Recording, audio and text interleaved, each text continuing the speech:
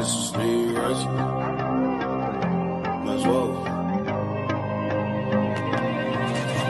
I'm walking through a ghost town, y'all ain't playing my sounds. Don't tell me to calm down, don't tell me to calm down. Only time I go backwards is when I wanna moonwalk. Don't test me, my mood's wrong. Don't test me, my mood's wrong. We are who we say that we are. You were lost in the stars, and it's all from the start. Never running no pace, never on the right page. But we still read that book, and we still run that race. Mississippi Racer riding out, no shortcuts, no time for that. Mississippi Racer riding out till the wheels fall off, I'm driving that. Mississippi Racer riding out, we'll stop burning, strike the match. Mississippi Racer riding out, red light, green light, red light, good night. Red light, green light, red light, good night. Red light, green light, red light, good night. Red light, green light, red light, good night. Red light, green light, red light, good night. Time to chill, don't sweat it. Good morning and welcome. It is Coffee and Sports. It is the morning show powered by Wire to Wire Network. Thank you so much for making us part of your morning routine. I am Chris, and of course, that over there, that is Mo. Mo, happy Monday to you, sir. Happy Monday, partner, to you and everybody out there listening. Mo, this literally just came across my phone. I did not know this existed until about 10 minutes ago. I was going to lead this morning with some other NFL news, but I decided to pivot and decided that we are going to go here. And we're going to talk about Deshaun Watson and the Cleveland Browns. Mo, over the weekend, Deshaun Watson was asked one question. He was asked what I think every single quarterback is probably asked at some point during the offseason. And that was, how are you preparing for the upcoming season? Now, there's different iterations of that question depending on injury history, contract situations, how the previous year went. But I think at every point during the offseason, a quarterback is asked some iteration of that question multiple times. Specifically with Watson, he was asked what has changed entering this season as opposed to his previous two seasons with the Cleveland Browns, because this, Mo, will be his third season in Cleveland. Remember, his first season was marred by the suspension. He only played 5 or 6 games. His second season was marred by the injury. He only played 5 or 6 games. Now, if you are a Cleveland Browns fan, you are hoping that you are going to get a full season out of Deshaun Watson going into year number 3. Mo, I will remind you, the question was, what has changed entering this season as opposed to the previous 2 seasons with Cleveland? He said as follows: honestly, it's really just blocking out a lot of the BS from outside. Stuff coming in 2 years, different environment, different team, different all that. So you come in and your character is being mentioned this way, and it kind of all flips on you when you're trying to get people to like you or improve. But now it's like, at the end of the day, it's 2 years. And if you don't like me or you don't have your own opinion, it is what it is. Blocking out all the noise and focusing on me, focusing on what I need to do to be the best Deshaun Watson that I can be for myself and my family and for my teammates. He then goes on to say later on, Mo, same response to this question: what has changed going into year 3 as opposed to the previous 2 years? He says, of course, my character was being challenged. Like I said, I know who I am. A lot of people never really knew my history or who I really was. So they're going to go based off other people's opinions or what other people are saying. I'm a person that likes to have people like me, and I feel that a lot of people are like that. So sometimes things get in your brain and you've just got to churn and you just got to be like, forget it. It is what it is. Deshaun, people are making opinions of you because 12 women accused you of sexual assault. People are making an opinion of you and talking about you, and there's outside noise because the NFL suspended you for 11 games pending their investigation into the 12 allegations that were made against you. Your character is under attack? I'm sorry. How many other people in the NFL have currently been associated with 12 sexual assault allegations? What do you mean your character has been under attack? I'm sorry, Deshaun. Is this not a situation that you put yourself in?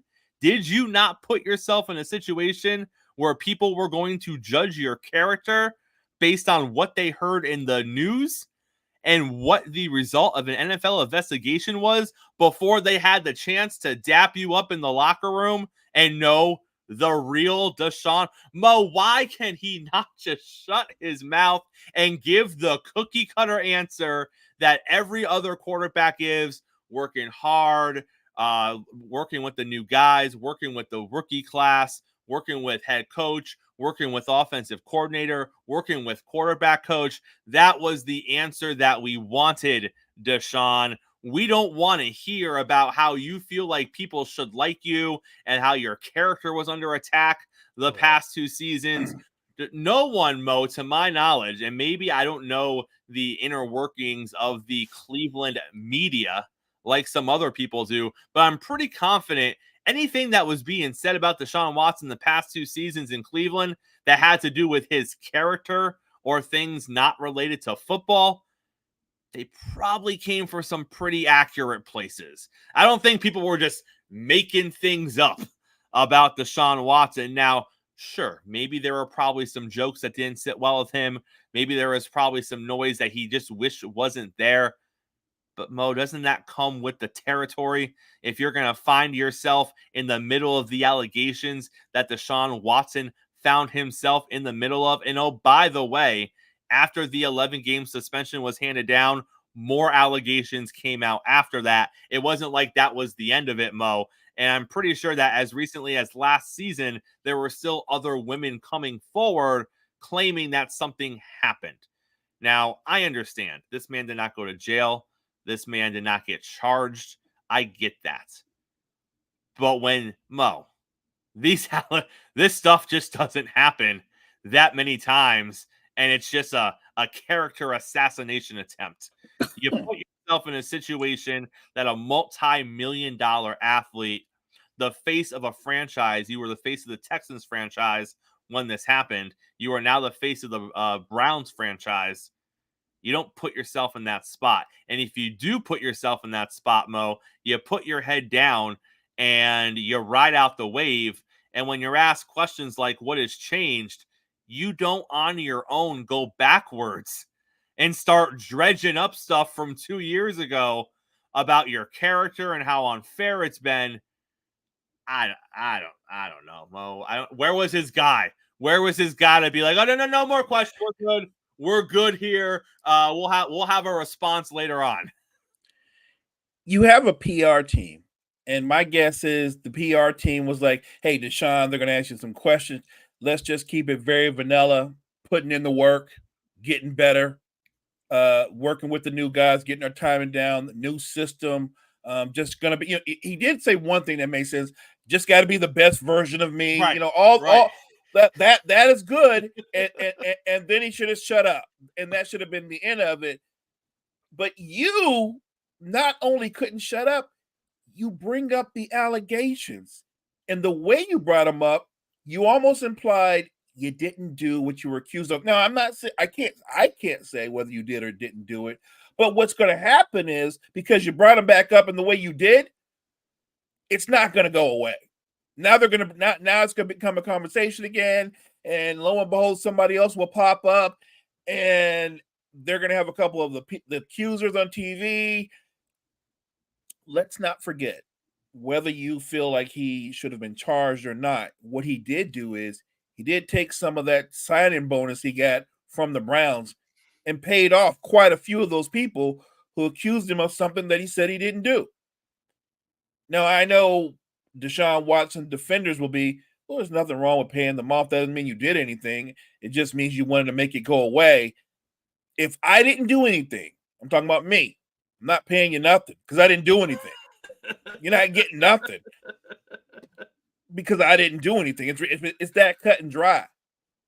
And now you're in training camp, and all you needed to say was looking forward to getting back with the guys, healthy, getting our offense, getting our timing down. We've got a great defense. We feel we have a shot to win the division. All those kind of normal vanilla-like answers. And you went on this rant about how your character is being attacked, how you need to block out what's being said. All the things that were said about you, man, was because of the decisions that you made. You're guilty, if anything, of just bad decision making, if nothing else. You put yourself in those positions. And to your point, Chris, dude, what? I know their PR department is going crazy. Why is he talking about this? We were on the other side of this. People were prepared to just judge him as a football player, and he couldn't shut up. He can't get out of his own way. I guess the best medicine for Deshaun Watson the rest of the season going forward, don't talk and play really well. Make people forget what you did say. That's about it. Because let's not forget, Mo, the numbers from year one were a near mirror of the numbers from year two in the same amount of games played. So you're going into your third season. One, can you stay healthy? That's not a question mark you want to have as a franchise quarterback. You're going into year three with, well, year one, 11 games off, the whole thing in Houston, just new team, new system. No one's going to come out from that and look as sharp as they could be. Fine, that's fair. All those things are fair. But then you come out year two, entire off season, all this time to mix in and gel with the team and the system and the coordinators and the players, and your numbers are exactly the same. Literally exactly the same. Then you get hurt, and that derails your season. Now, granted, the team was doing well in those first handful of games with Deshaun Watson, despite his numbers being basically what they were in that last 5 or 6 games in year one. So not a terrible thing, because if you're winning games, and we talk about this all the time, Mo, if you're winning games, you're winning games. And if he's not turning the ball over and he's not costing you games, you'll take it. You'll ride it out. We can split hairs later about why they're winning games, but if you're winning games, you're winning games. Now, to be fair, Mo, that Cleveland Browns defense, the first 7 or 8 games of last season, was not the Cleveland Browns defense the last 7 or 8 games of last season. That first 7 or 8 games, that was an otherworldly defense, despite the fact that Deshaun Watson was putting up the same numbers he put up year one, which people coming out of it argued, don't judge his numbers. Don't judge his numbers. He hasn't played in a long time. Cut the man some slack. It's weird, Mo, how when the numbers are the same and now he's winning games, it's no longer don't judge his numbers. No, he's leading us. He's doing what he needs to do. The numbers were the same. The only difference was it was W's and not L's. But it's weird how when the numbers were the same and it was L's, you were like, don't judge his numbers.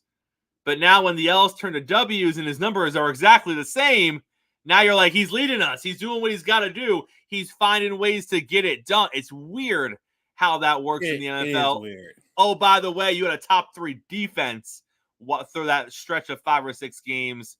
But Mo, if you just forget the off the field stuff, forget his ridiculous comments over the weekend, he's got to play the entire season, and he's got to play better than what he did year one and year two. I don't know how many wins this team has in it if he puts up those same numbers. Like, if you just combine those 2 sets and you turn it into a full season, that's not gonna win you a division. I don't know if that gets you into the playoffs. Joe Flacco, for all the flaws that he has, and he can be a turnover machine at times, he was moving the ball in his time with Cleveland, those 5 or 6 games off the couch. He was moving the ball in ways that we haven't seen Deshaun Watson really do it in year one or year two. I'm not saying Deshaun can't. I'm not saying it's not possible, Mo. But he better show us pretty quickly here in year 3, because if, let's say you get halfway through year 3, he's healthy the first 8 games of the season. And I don't care what their record is, but for argument's sake, let's say it's 4-4. All right. They're 4-4 through 8 games. And his numbers are basically the same type of numbers you saw year 1 and year 2. Are you not looking at yourself saying, man, if they finish 9-8 or 8-9, do we not have quarterback questions going into year 4? Because I think that's where we are if that's the situation. I also think that the reason why the defense faltered on the other side of the season was the inconsistent quarterback play at points in the season. Remember, I don't care how good your defense is. If your offense is going 3 and out, 3 and out, 3 and out, your defense is on the field playing extra plays. They eventually wear down. And that was a consistency on the second half of the season. Even with Flacco coming in late, and what he did. You didn't bring Deshaun Watson to Cleveland to be a game manager. You brought Deshaun Watson because you believe they knocked me out. You believe that Deshaun Watson is somewhere between Patrick Mahomes and Lamar Jackson. You think he's on that level, right? He's Patrick Mahomes or he's Lamar Jackson, but he's somewhere in between the two. And I don't think he's that right now. Like, as much as people kill a Dak Prescott or people have questions about what Tua could or couldn't be, I don't have them better than either one of them. I don't. I know that Cleveland desperately wants to believe that he can be a transcendent franchise quarterback. And I guess if you base it on talent, I get the potential. But you're right. This is year 3. And you've got a championship level defense. You've got one of the best running backs in football and Nick Chubb coming back. You've got a talented receiver, Amari Cooper. Your tight end, Njoku, is a vertical threat. You have weapons. You have everything in place. The team, the offense is literally waiting on you to catch up to them. And I'm not against him as a football player, but I don't think he's ever going to be the guy that was on the Texans again. And I don't think that's a physical thing. I think that's more of a mental thing. And let's not forget, we say it's year 3, but don't forget, there were 4 years in Houston. 3 years where he was the guy. And then his first year in Houston, he started a handful of games. I believe he started 6. He appeared in 7, but he started 6. And for those who are like, oh, Chris, the numbers aren't that. I doubt they're a mirror. They're a mirror. His last 2 seasons, 6 games, 6 starts. 2022, 170 attempts. 2023, 171 attempts. Literally the same. 2022, he completed 58% of his passes. 2023, 61%. 2022, 1102 yards passing. 2023, 1115, 13 yards difference between the 2 seasons. Both seasons, he had 7 touchdowns. In 2022, 5 picks. In 2023, 4 picks. They're literally the same numbers. And everyone said, "Oh, he doesn't look right. He's rusty. He's shaky in 2022. He hasn't played in forever." And then he did the same thing in the first 6 games of 2023. The only difference was they went 5-1 in those games as opposed to 3-3 down the stretch in 2022. And no one wants to talk about what that defense was doing, Mo, for those first 6 games when we were saying the defensive player of the year was on the Cleveland Browns 6 games into last season, because that's how good the Cleveland Browns defense was playing. If you want to look at another sample size, let's look at the first 6 starts of his career in Houston. He went 3 for 3. He completed 61.8% of his passes, 1,700 yards passing, 19 touchdowns in the first 6 games of his career in Houston. If they were getting that in that 6-game sample in 22 and that 6-game sample in 23, Mo, we're not having this conversation right now. But we're not getting 19-8 over a 6-game stretch. We're getting 7-5. We're getting 7-4. He just isn't, it appears to be, Mo, he just isn't the same guy that he was in Houston.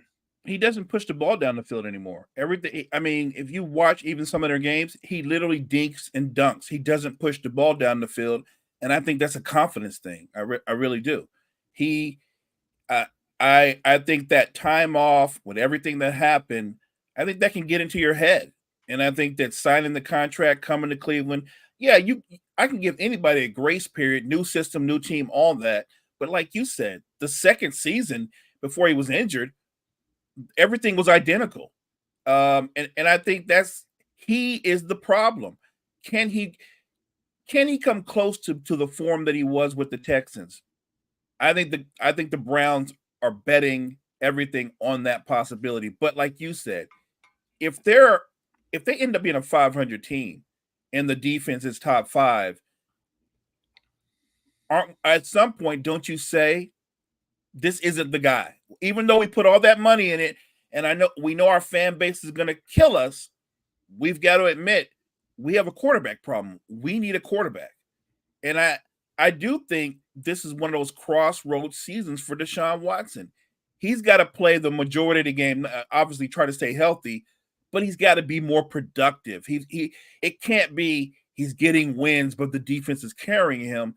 Like I said, the league is full of they're full of game managers. He's supposed to be much more than that. And right now, I really think that he's a completely different player, which is strange. It's the same man, the same skill set, but he's nowhere near as dynamic or as explosive as he was when he was with the Texans. And Mo, the last point I want to make on Deshaun Watson, if we were looking at this season, all right, and they're 12 games in, and the Cleveland Browns are 8-4, because that's his record as a starting quarterback of the Cleveland Browns, 8-4, not terrible. When you're winning 2-1 games, that's not bad. That's a pretty good thing if you're winning 66% of your starts. All right. If the team is 8-4 and he's sitting there with a completion percentage under 60%, which is what he's at for his time in Cleveland, 59.8, and his touchdown to interception ratio, 14 touchdowns, 9 picks. So if you were talking about a team that is 8-4 with a really good defense, and their starting quarterback is completing under 60% of his throws, his touchdown to interception 14-9, you are looking at that team saying, great defense, game manager as a quarterback, don't lose us the game, do what you got to do, probably have a strong running game, which, by the way, they got one of the best backs in the league when healthy. If I just gave you all that information, Mo, and didn't give you the name of the quarterback, you would say, oh, it's just they got a good running back, they got a good defense, don't lose us the game, make 2 or 3 plays a game. That's what we need from you. 2 or 3 plays a game in a critical situation, we're good. And we're going to ride the run game and the defense, and we're going to manage the clock, and that's probably what you're going to think. That's not what you paid Deshaun Watson all that money for, Mo. And that's what he's been his first 12 games in Cleveland. Chris, the stats aren't everything. I get told that all the time, Mo. The stats aren't. You're right. Sometimes they're not everything, but that's all we got right now with Deshaun Watson. He's played 12 games in 2 seasons. He's 8-4 in those games, which is great, but he can't complete 60% of his passes. He's almost even touchdown to interception ratio, 14-9. That's where we are. So until he does something different, Mo, what else can we go off of? Right. So basically, you paid him all that money to be Jimmy G. Fair. He's Jimmy G. Because Jimmy G wins like 67, 68% of his games. He's Jimmy G. They're not asking you to win the game. Don't lose the game. Don't turn the ball over. We're going to rely on our defense, run game. We need you to make 2, maybe 3 throws, 3 big throws a game. I think that's what he's been. And there's no way they invested that kind of money thinking if he's just like Garoppolo, we are set. That's not what they were thinking. And Mo, I love the Jimmy G comparison because when you look at his career, he is a guy, he completes, his completion percentage is higher.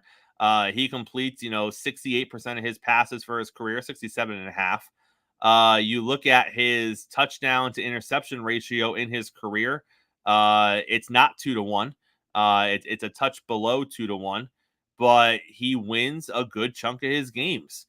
As the quarterback of the San Francisco 49ers, he was 38-17, 82-42 touchdown interception ratio. But Mo, you know this. You live this. When the game was on the line, you didn't know. You didn't have confidence that Jimmy G was going to get you there. You were hoping that the defense could make a couple of stops. You were hoping that the run game could do something. You were hoping that a receiver on the outside could breathe. You were hoping for a bunch of things, and you weren't like, Jimmy's got this. Jimmy's got this. That's not what you were thinking. That is not what I was thinking. I was like, God, don't leave this in Jimmy's hands. And there were a couple of times you saw what I saw in a couple of NFC Championship games, in a Super Bowl. He's not the kind of guy that can bring you back. That's not who he is. And if Deshaun Watson is morphed into Jimmy G, then Cleveland needs to be looking for their new quarterback. And this is not a knock. If you want a game manager, that's fine. But the PR team can't flip this and go, that's exactly what we're looking for. There's no way you're going to tell me that. Let's talk about a couple of other quarterbacks. We're going to start with my boy, Tua Tagovailoa. He was at training camp on Friday, Mo, it was Saturday, actually. And he got the microphone to hype up the fans. And he quoted Jerry Maguire when he said, "They showed me the money." And that is what the Dolphins did. They extended Tua by 4 years, $212+ million. He clocks in at $53.1 million a year, just ahead of that Jared Goff fella. Of his guarantees, it is not a fully guaranteed contract. I believe his guarantees come in somewhere around $147 million. A couple of things with Tua, Mo. First of all, Miami had to get this deal done, and they had to get it done sooner rather than later as it leaked further and further into training camp. They were also up against what was happening with Jordan Love, and we'll get to Jordan Love in a moment. They were also up with what was going to happen with Dak Prescott, and we'll get to Dak Prescott in a moment. But, Mo, the other thing that the Dolphins were up against was themselves, because Coach McDaniel was coming out and saying he needs to get his money, and I know they're going to take care of him. Tyreek Hill and Jalen Waddle were coming out and saying they better pay him. We trust they're gonna, but he better get his money. When you got your head coach, who the fans love, and you got two of the best receivers in the NFL coming out being like, take care of our guy, take care of QB1, it puts more pressure on the team, Mo, because now the pressure is also coming from in-house. The coach wants the deal done. Your two best weapons on the offensive side of the football want the deal done. And Mo, Tua gets the deal done, and who's talking about it? The head coach is talking about it. The Tyreek Hill is giving quotes about Tua's new deal. It's not even Tua who's talking about it. Right. And when Tua does talk about it, one of the first things he says is, this wouldn't have happened if it wasn't for Coach. Coach was one of the big reasons I got this deal, because Coach believed in me. Mo, I understand this is a profession. These are grown-ass men. They do this for a living. This is a business. But you can't help but to look at this situation and look at it and be like, man, I know it's a business, but when the quarterback gets paid and he's like, it's because Coach believed in me. And when the quarterback gets paid and receiver number one is like, it's about damn time you guys gave him his money. Why do we have to wait this long?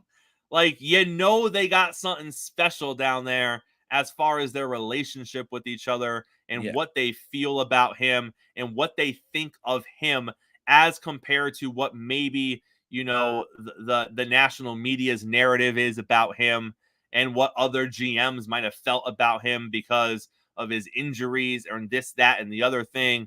Mo, when you don't got to look much further than what the other strong voices of the team are saying openly about QB1, you got something special there. I'm not saying Tua's going to win Super Bowls, and I'm not saying any of that, but you know who believes that he could?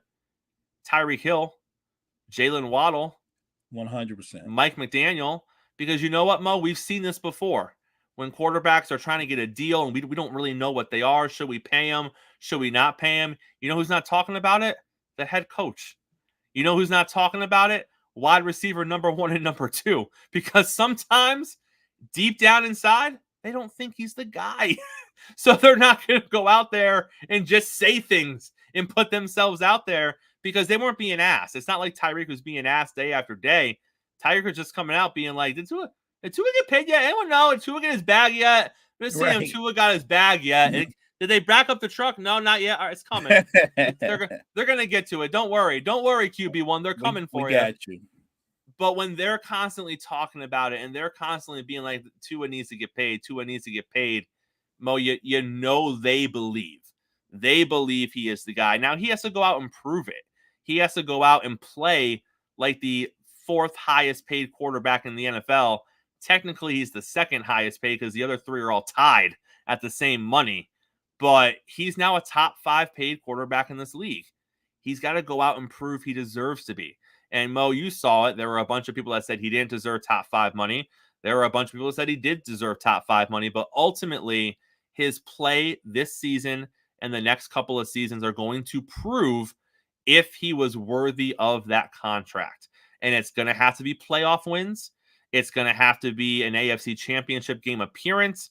Those are the things that are going to say, yes, he was worth $212 million, or no, he was, at the end of the day, just a decent quarterback with a bunch of good players around him that never really accomplished anything. Those things are to come, Mo.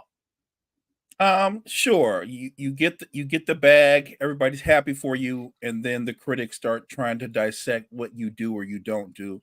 It's fair to point out that you want to see playoff wins. Even if you're a Dolphins fan, you love Tua. You're like, we want to see a progression with this team. So we want more than just the 10 or 11 wins. We'd like to see at least one playoff win.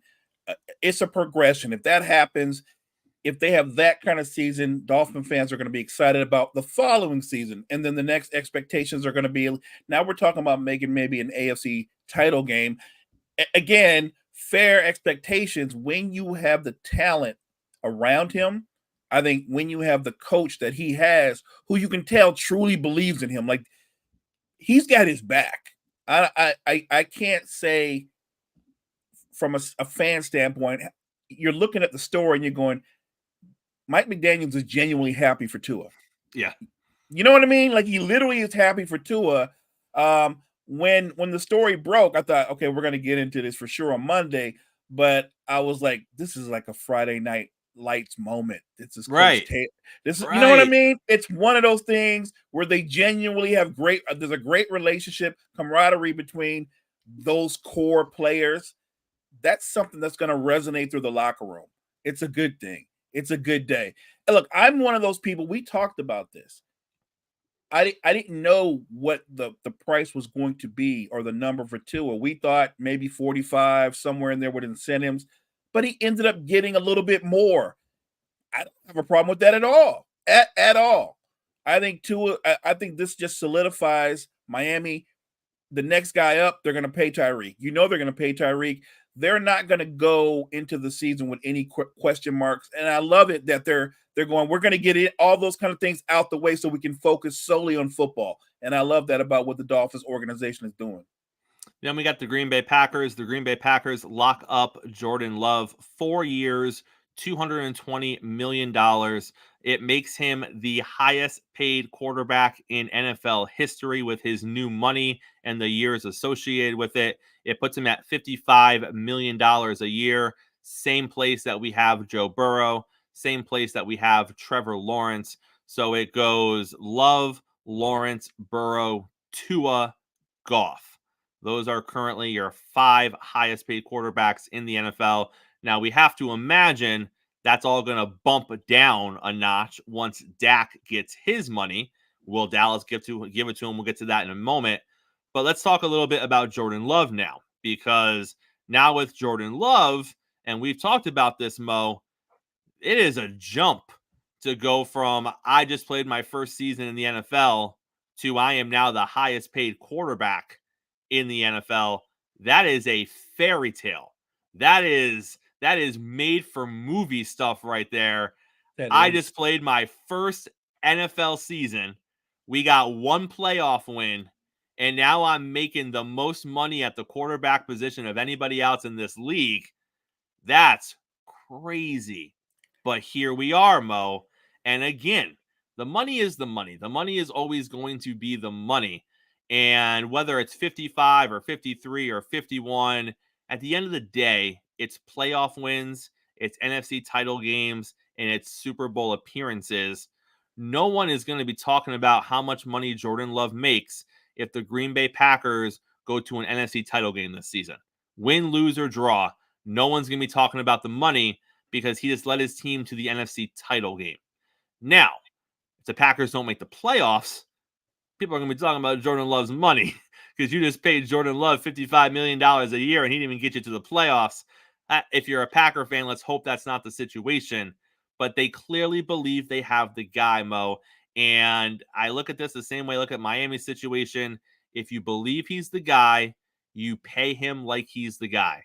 53.1 and 55. Are we going to split hairs over $1.9 million? Because that's the difference right now from the highest paid quarterback in the league to the fourth highest paid, which is Tua. And it's $2 million to the fifth highest paid right now, which is Goff. Now, you can sit here and say Goff and Tua are not on the level of a Joe Burrow. Fair. I think Joe Burrow is head and shoulders a better quarterback than all of them in that top five. Joe Burrow don't play a lot of football lately. Joe Burrow is hurt right now more than he is healthy. So we don't know what Joe Burrow is. Trevor Lawrence, he has flaws. He has a ceiling that might even be higher than Joe Burrow's ceiling. Has come nowhere close to reaching it. Like, you look at the top five right now, and Mo, the money is the money. Can you get us to a conference championship game? Can you get us to a Super Bowl? Because if any of them do that, and Joe Burrow has already been there, but if any of the other four do it, Love, Lawrence, Tua, or Goff, money well spent. It only takes one, Mo. One conference, a Super Bowl will lock it up. But you get to a conference title game, no one's talking about the money. You get to a Super Bowl, even if you lose it, we're good. The money was well spent. We got to a Super Bowl. Super Bowls are hard to win. It is what it is. That's what they're looking for, Mo. I agree. Look, you and I may not agree that Jordan Love is a franchise quarterback, but look, to the Packers' point, this is the guy they drafted originally to replace Aaron Rodgers. He sat on the bench for a few years, got his opportunity, and we talked about this. I give credit where credit is due. Down the stretch, he played well those last 6 games. He was solid in the playoffs. He's a big part of that demolition derby thing they did to the Cowboys. Now, I would say a lot of that was Dallas and Green Bay's defense, but it played out how it played out. They saw enough to go, this is the guy. If I'm a GM, I'm a little bit more pessimistic. I would have needed to see more, but I understand that they want to lock this up and not, because what is the contingency plan if you don't trust him? So look, like you said, the money's the money. And if Jordan Love leads them to a conference championship or leads them to a Super Bowl appearance, I think no one's talking about money. Ultimately, this comes down to wins and losses and how far you can take a franchise. And money be damned if you do those things. If you take them to a Super Bowl and lose, money well spent, Chris, like you said. But should you win one, you're immortalized and no one will ever talk about money again. It really just comes down to that. And every guy that we're talking about, they all have an opportunity. They're all in the hunt to win their conference. So it's gonna be interesting. We won't talk about money until somebody falters. Then we're gonna talk about money. We're gonna talk about you put all that money into him, and now you don't know. The guy that I'm watching the most of that group is actually gonna be Trevor Lawrence. I'm watching Trevor Lawrence because, like you said, his ceiling. He's supposed to be where Joe Burrow is. He hasn't reached those heights yet, but that's where he's projected to be. So that's the guy I'm going to be watching. And Mo, a lot of it is the sniff test. Just ask yourself, Chiefs, Dolphins, AFC Championship game. Okay, it could happen. All right, then. If it could happen, we're on the right path. Eagles, Lions, NFC title game. Okay, that could happen. Like, if your response is that could happen, we're good. Then they're in the right spot. And that's where all these quarterbacks are. If you said they were in an AFC title game against a team like the Chiefs or a team like, the 49ers or the Eagles, you're not going to be like, no way. You're going to be like, oh, okay. Now, I'm not saying they're winning it. I'm not saying they're going to a Super Bowl. I'm not saying, Tua's knocking off Mahomes and especially not in Kansas City. But we saw that, Mo. But if you're saying he got there and you're like, I could see he could have a path to do that with Tyreek and all those weapons, fine. Then we're having the right conversation. And like you said, I think all of these quarterbacks are in the right conversation. But then that brings us to the one man that's he's been waiting for a long time to get paid, and that is Dakota Prescott. Are the Cowboys going to pay Dak? Now, with Tua getting 53.1, Love getting 55, Dak's getting at least 56. Dak's resetting the quarterback market. I think he's getting 60, personally, is where I think he's going to land. But I don't know if he's getting it from Dallas. I was getting ready to ask you, getting $60 million from Dallas? Because you got CeeDee Lamb still wanting to get paid. You got to pay Micah. You can't pay all three of them. So, I don't know, Mo. We keep saying this, but why is Dallas the only team that's kind of doing this thing backwards? Right? Like, they're doing this let thing, everyone else get paid first. Right. They're doing this thing completely backwards. You and I would not, I'm sure we're in agreement that Tyreek Hill is a better wide receiver than Tua is a quarterback. Yes. But you understand the importance of Tua. Yes. Period. As great a receiver as Tyreek Hill is, if you have Joe Blow in there playing quarterback, he's probably not going to be as good a receiver because Joe Blow's playing quarterback. This idea that, we got to pay CD, and that's great. I'm not arguing that CD is a better receiver to Dak, the quarterback, but you put just any old guy in there and CD's not the same wide receiver. He won't be nearly as productive. You do have to have someone throw him the football. That's just how that works. And they're doing it backwards. Like, we need to pay CD so that, Dak, after we pay CD, you know what I mean? We'll look into it. Oh, wait, we can't pay you right away because we got to pay Parsons. And then we're going to take care of you. Dallas is the only team that's going backwards. You and I keep saying this guy's going to set the market. They're going to change the market. Dallas is going the other way, saying like, well, we don't know about Dak. Don't worry about the market. Because if we go by the market, we're going to pay you $55, $60 million, but we're not even thinking about the market. We're thinking about paying the other two guys and seeing what you do this season. This is kind of an audition year for you, which is odd because of these quarterbacks that are getting paid. I believe Dak is, and he's not an old man, but he's the old man of this particular group. I think he's 31. And he's won double-digit games for you, 3-4 years in a row? 3 years in a row. And you don't know how good he is. I know how good he is. If you can win 11, 12 games 3 years in a row, you're pretty damn good. It's not easy to win in the playoffs. And people can point to what happened last season with the Packers. I would like to point out, in that game, did you hear Micah Parsons' name called once? And he wasn't injured. Where was he? You would have thought he didn't play at all. Non-factor, did nothing. Where was CeeDee Lamb? Did nothing. So we can't put it all on Dak Prescott. I think Dak Prescott should get paid, but I'm with you. I don't think he's going to get that money from the Dallas Cowboys. Now, I will say this, because I have seen this so many times, and that is this underground, ground swelling support for Trey Lance. All I want to point out, Mo, is that the last time we saw the Dallas Cowboys play football was that playoff game against the Green Bay Packers, right? The backup quarterback was Cooper Rush. The emergency quarterback was Trey Lance in that game. The last time the Cowboys took the field, Cooper Rush was ahead of Trey Lance on the depth chart. And now you want to tell me that Trey Lance is going to be the answer in Dallas? Because The last time we saw him play, he wasn't even the answer at backup quarterback. He was third on the depth chart behind Cooper Rush. So, Mo, I don't know how we're going from he's the third string quarterback to he's the future of this franchise if Dak walks away. I'm not seeing it. And we saw him play. He didn't play enough games.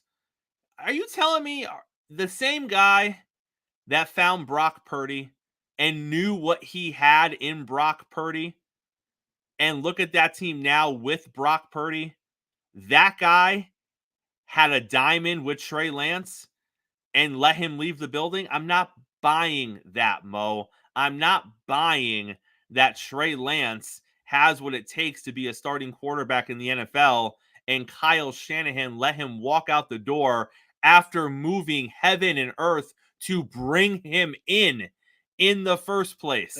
Don't remind me. Don't remind me. Look, John Lynch, he totally flubbed that one. To his credit, he lucked up. Purdy was a luck move. It was a fluke. Let's be honest. Mr. Relevant doesn't become your franchise quarterback. That almost never happens, and that just happened.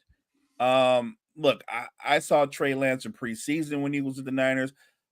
I seen them give him a lot of opportunities. He just looked like a deer in the headlights. Like the speed of the game was too fast for him. And I'm not saying he can't improve. I'm sure he has, but improve to what level?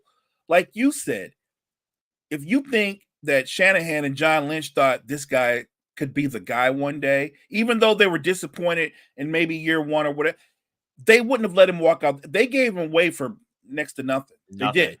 Nothing. And if he was sensational, if he's all these things that this new groundswell of fans and people are saying, well, Dak Prescott would have been replaced already. I mean, if he's that guy, because they're talking about him like he's that guy.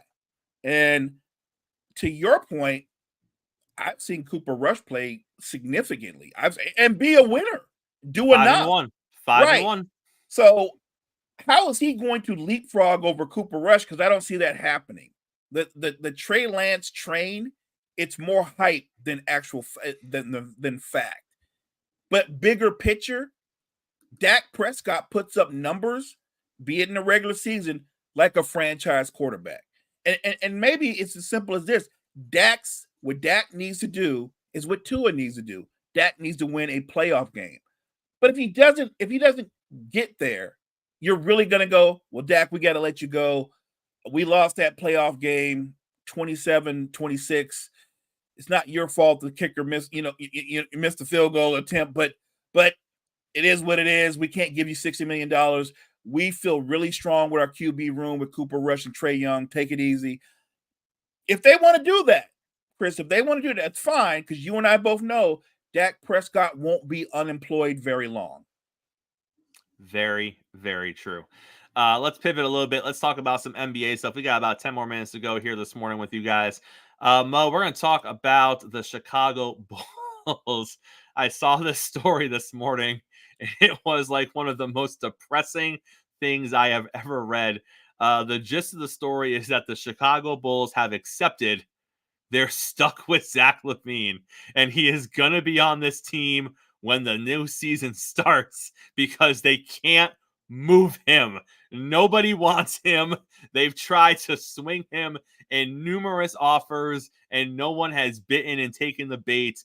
And the article is basically like they've accepted it. They've accepted he's going to be here, and they're going to try to move him before the trade deadline.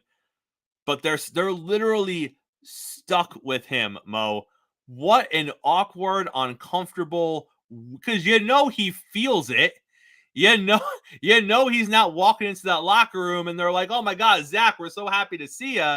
Oh, Zach's here. We gotta work him into the game plan. Like, what are we gonna do with him? That guy. Right. Well, what they have to do, though, look, from a talent standpoint, no one questions Zach LaVine's talent. And I think ultimately, if they want to move him, they're going to have to let him play and hope that he comes out and balls out the first 25, 30 games of the season, where some team looks at him and realizes, like, yeah, we want Zach. I think really the holdback, it isn't his talent, it's his contract.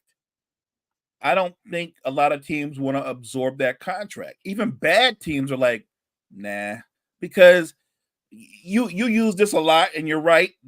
Would Zach LaVine move the needle on team one or team? I don't think he's a move the needle type of player. If you're talking about could he be your best player and help you be a winner, the answer is no. At best, to me, Zach LaVine is a very good 3. He's a 3. He's been masquerading for years as a 1, and he wasn't ever a 1 or a 2. He's a 3.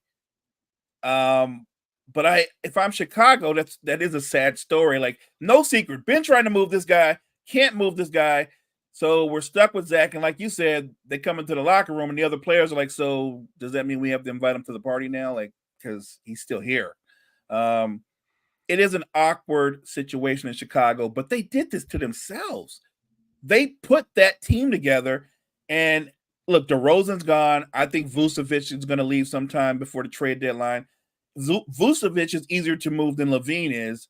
They're in a weird situation because they're trying to start their rebuild, but they've got this big anchor around their neck that won't allow it, and it's Zach LaVine. Let's pivot to the Lakers, Mo. The Lakers are looking to move on from D'Lo, something that we have talked about numerous times here on the morning show. But again, it's D'Lo's one like thing. It's one thing to want to move on from someone. It's another thing to get a team to want to take the player on. And then you have to figure out, what is he worth? What does the team want to give up? The Lakers don't want to send him away for nothing because, you know, he has value, and Right. he has value on the Lakers. So they're not going to give him away for nothing because they want to get something back for him. Mo, what does that look like? Because again, you're looking at a market for a player. He was talked about in the Warriors for a little bit. The Warriors basically said, no, thank you. Been there, done that, seen that show. We are not interested in a part 2. What does it look like for D'Lo? Is there a market out there for him? Is there a team that's going to want to take him on? I don't think so. Well, there's a market, but the Lakers have to be realistic about his value to other teams, right? Like, they were trying they were trying to get a star level player for D'Lo, and nobody was biting on that. Now they were trying to get Jeremy Grant from Portland, and Portland was like, yeah, we don't want D'Lo for Jeremy Grant. Like Jeremy Grant's not a star.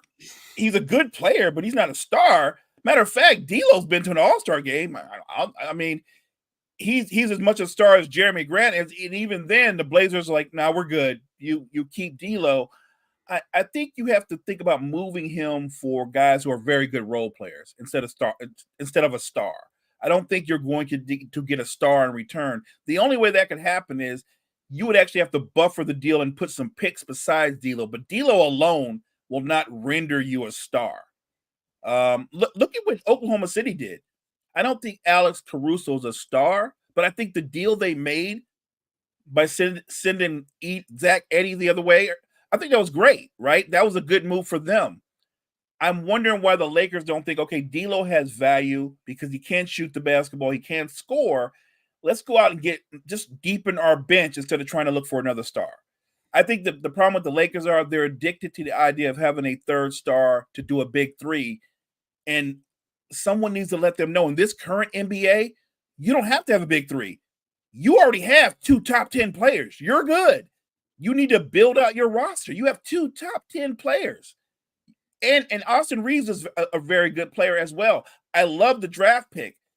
I think the Lakers right now, they're overshooting D'Lo's value. I don't think D'Angelo Russell has the kind of value that's going to bring back a big name. It's not realistic. I feel like when any other NFL or NBA GM sees the phone ring and it's the Lakers, they're just like, we don't want D'Lo. Because you know why they're calling. or worse, they just sit there and go, oh, that's the Lakers. Don't pick that up.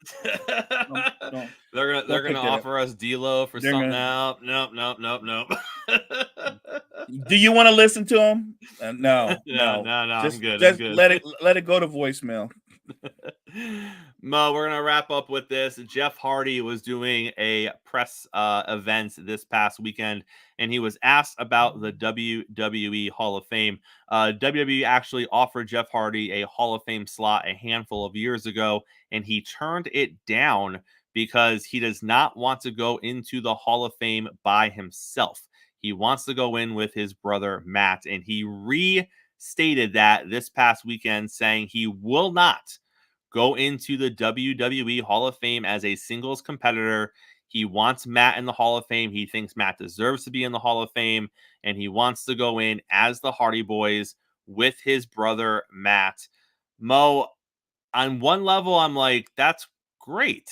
That's pretty cool that you want to do that with your brother. I think the Hardy Boys are one of the greatest tag teams in WWE history. I'm a little Agreed. surprised the Hardy Boys are not in there as a tag team. But Mo, I also look at that and say, man, for someone that has had the trials and tribulations that Jeff Hardy has had in his career as a professional, and you received the call and said, we want you as a solo act who was one half of one of the greatest tag teams of all time, but also by himself was a multiple time WWE champion, intercontinental champion, European champion, hardcore champion, all of those accolades. We want you by yourself to be in the Hall of Fame. To say no a handful of years ago and be like, nope, it's me and Matt or it's no one, more power to him. I don't know if he should have gotten the call to be a solo act in the Hall of Fame. I don't know if his indiscretions and, I understand people will say, Mo, you got to separate the personal life from the professional life. A lot of times that personal life impacted the professional life in Agreed. really dangerous and embarrassing moments. And with Jeff, you can't separate the two because we've seen the two merge so much. So the fact that he even got the call to go in as a single, I don't know if I was him, if I could have passed it up because I don't know if he deserved the call to go in as a single. And the fact that they respected him enough to give him that call, I mean, I think he's going to go in eventually with Matt as the Hardy Boys. But Mo, I don't know if I could have passed up the singles call if I was him. I don't either. I think he should have took it. He could have gone. He would have gone in as an individual talent. You and I both agree that down the road they would both go in again. We've done. You've seen this. They've got WWE stars have gone in multiple times, right? Yeah, In the Flair's Hall in of there Fame, twice. Shawn right? Michaels is in there twice. Yes. That would have happened for Jeff Hardy as well. He and Matt would go in maybe a few years after he goes in. I don't know. And like you said, when you look at the train wreck that he's been away from the ring, but like you said, it ties into the in-ring performances and all the other things for them to still look at him and say, we still think you're worthy. We still think that's how special we think you were. And he was a special talent. But as an individual talent, I could have gone either way with should he get in and he's been very successful, but I've seen guys do more and get in as an individual talent. But to me, it would have been a chance to kind of like resurrect himself and put himself back on track, and then bring your brother Matt along. So I don't understand why he is so stubborn about this, because to me, to get that offer from WWE after everything that's happened, to me, that's a gift, and he should have took that. Mo, take us to the end on a Monday, sir. Thank you guys so much for joining Chris and I this morning. Make sure you check out all the great content we have at Wire to Wire Network. Wire to Wire Network, we appreciate you guys. You got to be back here tomorrow morning, same time, same place. JG is going to be with us. The MLB trade deadline is upon us. It is less than 48 hours away. We are going to be breaking down everything that could happen tomorrow as the trade deadline nears the end. So much baseball stuff to talk about. Plus, we're going to have more football news as well as training camps keep pushing forward and all these contract things continue to work their way out. All of that and more. Coffee and Sports. It's the morning show powered by Wire to Wire Network, and we'll see you tomorrow morning.